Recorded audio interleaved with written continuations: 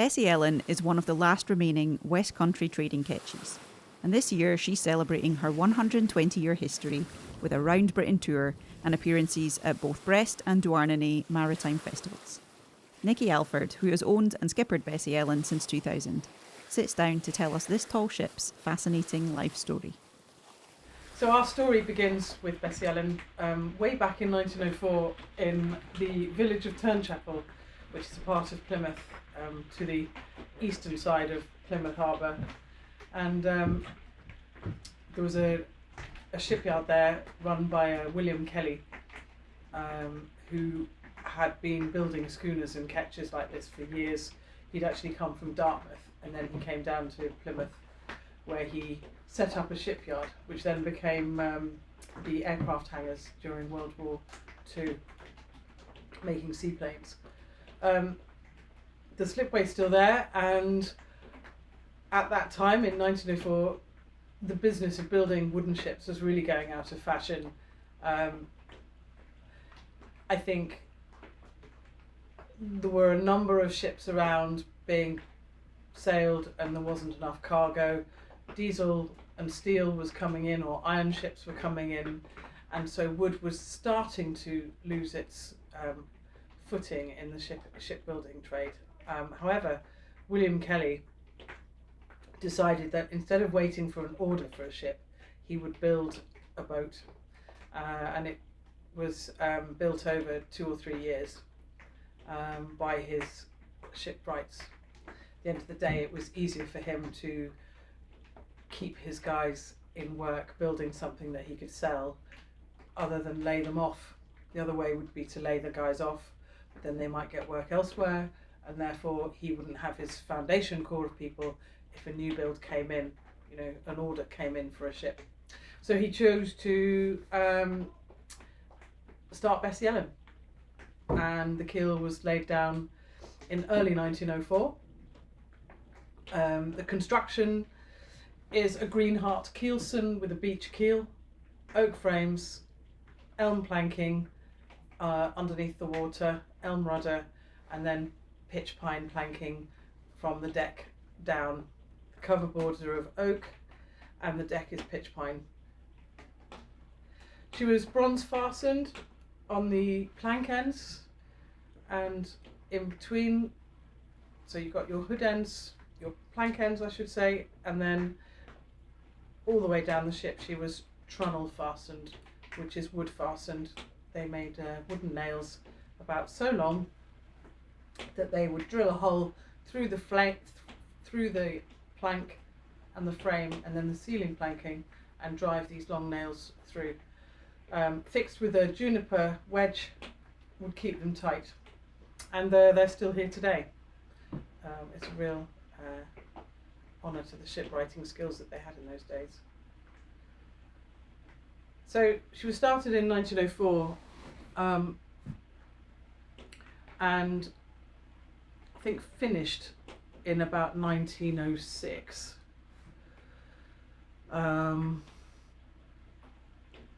She had been seen by Captain John Chichester. He was a Braunton sailor, captain of his own vessels, and working in the coastal trade around Devon and Cornwall and the Bristol Channel. At the time he'd seen Bessie Ellen, he was working on a schooner called Julia, and they called into Plymouth and he saw this fine little ship up on the stocks and he didn't think much more of it. Anyway, not too far in the future he was asked to work on a Sunday. They were asked to discharge the Julia, and they were all staunch Methodists, a lot of these sailors, and they believed that to be God's day, and they didn't work on a Sunday.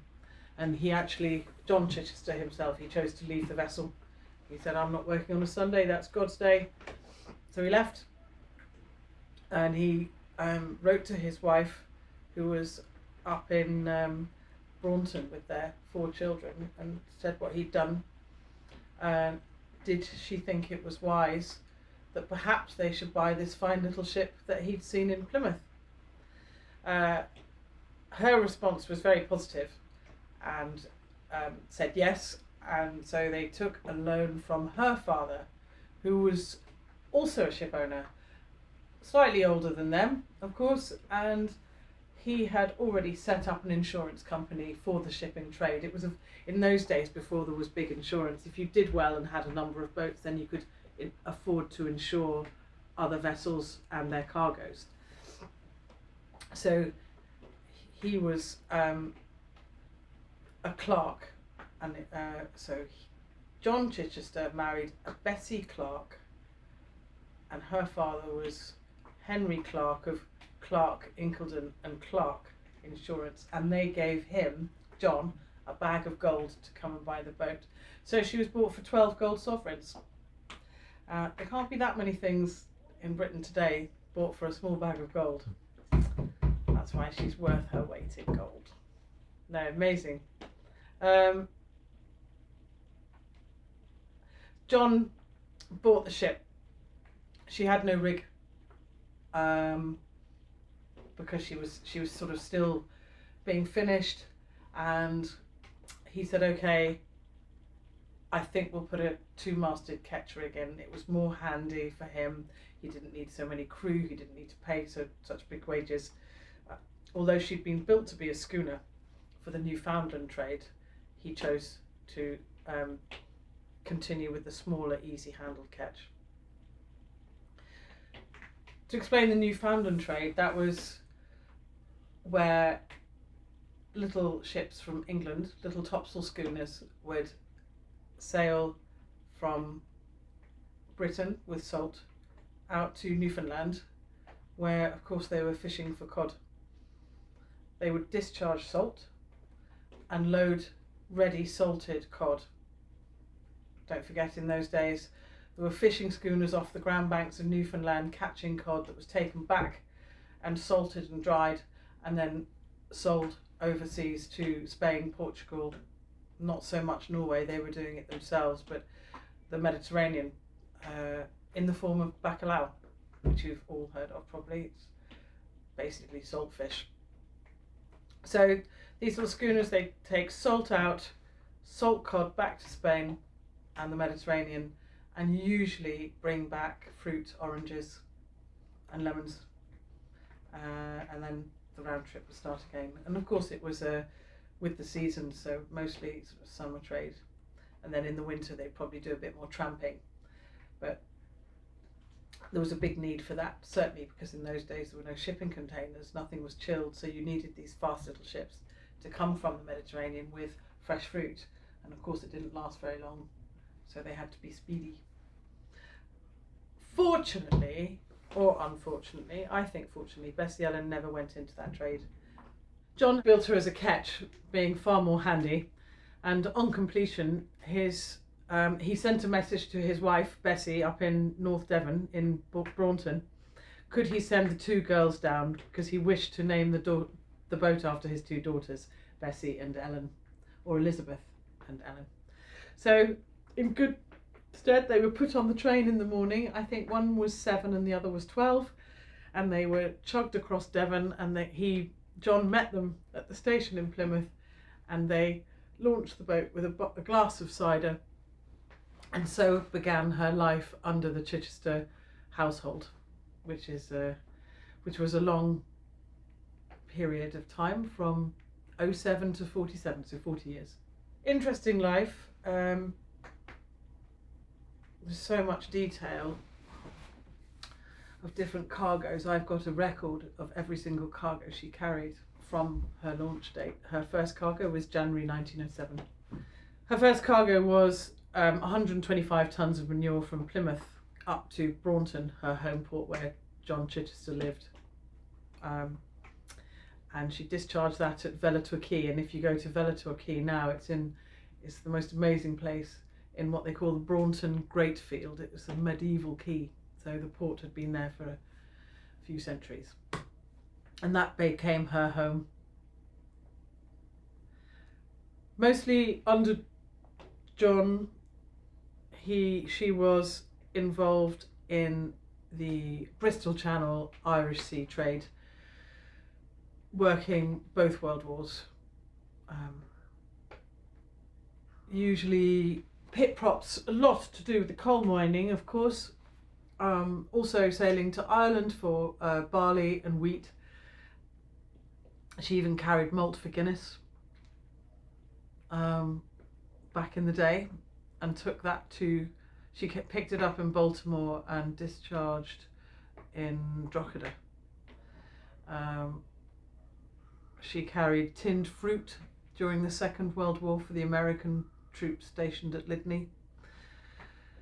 She carried scrap, manure, china clay, coal, pit props, aggregate, you name it, white flour in sacks. So yeah, they were busy, and it seems to be that they worked all year. If you look at the cargo log, and you know, there were a few mishaps on the way. The main one being in 1912, when the ship was in Sharpness, just in the Gloucester Sharpness Canal. She come in to discharge goods there, and was tied up alongside with the tender over the stern. Unfortunately, there was a barge coming in at quite a speed, so John leapt over the side, pulled up the tender, was climbing out, and the barge overshot and blew down and crushed poor John. He continued climbing up over the bulwarks and managed to stagger down to the aft cabin, where Bessie, his wife, was, because they sailed together quite a lot, with Reuben, their youngest son, in a drawer as a cot. I quite like that, just chuck him in a drawer. Anyway, yeah, he was in a very bad way, and laid down, and she called the doctor from Gloucester, who, when he arrived about 9-10 hours later, because it was a long way by horse and cart, he was pronounced dead. So Bessie then took up the reins of running the ship, along with a fair few Appledore and Bideford men. There was Henry Ford, not the Henry Ford. There was Percy Lamy, a whole host of old sailors that helped her run the ship, and of course her eldest son, Jack Chichester, who became involved, but he wasn't, I don't think Mother particularly liked him. He was rather lazy and didn't keep the boat as well as she would have liked, but she was the one who organised all the cargoes, the loading and the discharging ports, and how much tonnage and how much she would get paid for them. So she was running the freight side of the operation, and the son was just doing the carriage. Not only was she doing that and raising a family of 4, she also ran the milliner's shop in Bideford, or Barnstaple, sorry, in Barnstaple. So she's a busy lady, as you can imagine. Unfortunately, in 1910, under Jack, she ran aground up on the Mortstone outside of Ilfracombe and actually broke her keel, so she broke her back. As they say, they call it breaking your back, breaking a ship's back. And even now today we have a big scarf in the keel where there's an old bit and then there's a new bit. Fascinating. So yeah, the Mortstone, as in M-O-R-T-E, sort of the death. It was death to sailors before the days of lighthouses and flashing lights. So the Mortstone claimed another one, but she was not a total loss and was repaired. Judging by the cargo logbook, she was out of action for about a year. It must have taken a good deal of time to replace it, and also then pay for it, and find a shipyard that could do it.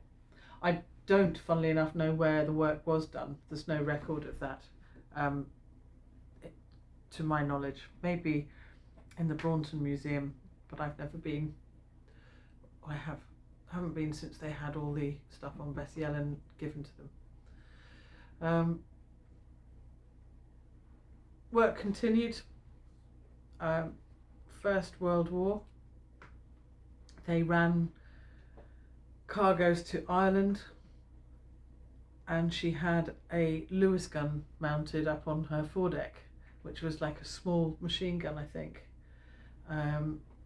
so that they could shoot down any enemy planes or I don't know. So basically where the forehatch is now, there was a machine gun. And they sailed with no lights. They were terribly brave, keeping really close to the coast as much to their knowledge, as much as their knowledge allowed them. They understood the rocks and the tidal currents in those days a lot more than we do, just naturally. They didn't have books and pilot books and so many charts, but they did have local knowledge and years of experience. So they'd hug the coast and then make a quick dash across to Ireland, probably from about the Milford Haven, and then of course Ireland was neutral, so it was safe water. I had a very interesting meeting with a lady from South Wales who remembers this ship, and when I was restoring in Plymouth, she came up and said, "I know this boat. I had my first banana ever from this boat." And it's hard for us to think about that because we have all seen bananas every day in our life. But she said, no, my father was the pilot and allowed me to come along, and in the days of Jack Chichester, we came on board for the afternoon to bring the boat in, and I was given my first banana, and I couldn't believe what this yellow fruit was. Hello. Hello. Pause. Did you knock it? Look at you. You've had swim training and everything. The 1940s was really hard for these little ships. Work was scarce. Of course, a number of the sailors had been called up to join the merchant navy, and many of them, the schooners and ketches, were anchored in the Bristol Channel and used as barrage balloon anchors.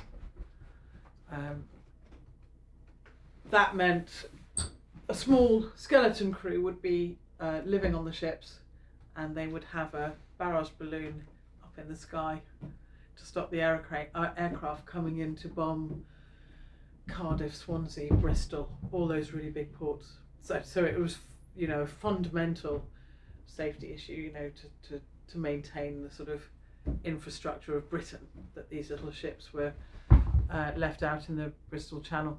And of course, it was really their demise, because after the war they were deemed not good enough to repair, and we were already again going into steel and diesel driven ships. So the end of the war, 1940s, end of 45, was really the demise of most of these schooners. Luckily, Bessie Ellen had never been engaged in barrage balloon service because she was slightly too small for the number of crew to live on board. So she just continued tramping. After the war, there wasn't so much work, and you can see that the voyages get less and less. In her cargo log, the voyages are less and less. The trips are longer, the tonnage is less, and I guess it was pretty hard to keep her going. Bessie was doing the best she could. She had her youngest son Reuben on board as a deckhand, but in the Chichester words, he was a bit simple after being dropped on his head after his sisters pushed him off the swing. He landed on his head, so I think he was probably brain damaged. But I mean, he was a goodish hand, but he couldn't be a master. So I think in 1947 the decision was to sell, and she was laid up for sale, having been commissioned to go to Par, and I think Par on the south coast was a good place to lay up. And in 1947 she was bought by a Christian Muller from Frederiksberg in Denmark. So the second chapter of her life begins. This is a really interesting artefact remaining from, I think, Bessie Ellen's launch. It's her original pennant, and I know it's original because it's made of that very delicate flag material, and it's full of holes. It was a funny story, actually. I think it must have been on board all her life because I was given it by a friend of mine in Denmark about 2 years after I bought the boat. And I had a surprise one day when Jakob came down to the boat and he said, I think I better give something to you that is yours. And he brought this out, this lovely, 5 metre long pennant. And the story is that when the boat had been laid up all those years ago, she still had her original anchors, port and starboard lamps and stern light and the flag and life rings, an old life raft, a metal life raft with a Danish flag on it. In fact, that's another funny story. So there are lots of sort of artifacts, name boards and everything, apart from this flag. And it was really a moment of pure delight when he came down to Svendborg with this and gave it over to me. And today it's kept carefully in a bag in the cabin. There can't be many sailing ships today that still have this this sort of heritage. So that's why we have our red and white pennant, because we found this one and we decided to copy it. Unique. How did he come by it? Jakob. Jakob had stolen it. Cheeky. He'd come down, so yeah, he came down onto Bessie Ellen and found all the artefacts on board, old name boards, port and starboard lights, the old life raft, some life rings, and the flag. And he decided he liked the flag as a memento, so he took it. And yeah. What, he took it from the boat? Yeah, but I mean, the boat was just laid up, really. I mean, she was still owned by Ole Pedersen, but finders keepers. It's good to be back on board, though.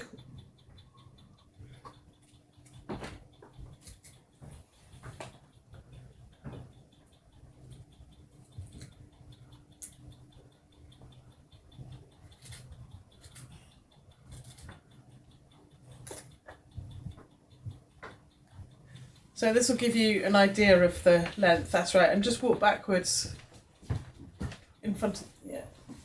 Hold the whole fly.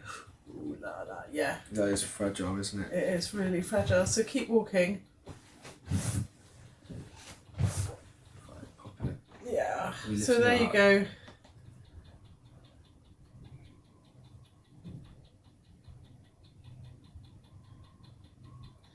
Yeah, I feel like it could just like tear I know. so easily. And they would have had these for high days and holidays. It could even have been her first launching flag. And, you know, it really should be in a glass case in a museum. Probably not in my cabin getting saltwater deck leaks all over it. But yeah, it's really, really incredible. I think it can't have been used very much, the fact it hasn't got a knot in its tail, which mine end up getting.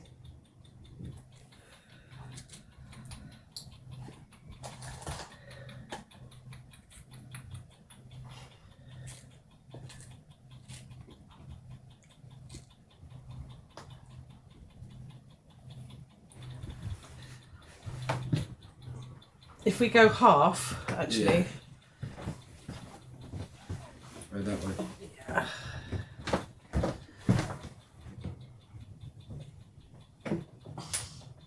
But yeah, it gave us the sort of incentive to continue with that sort of flag colour, having found it.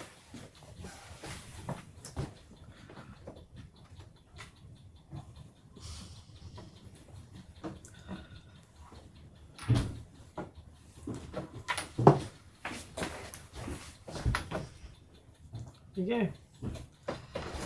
Beautiful.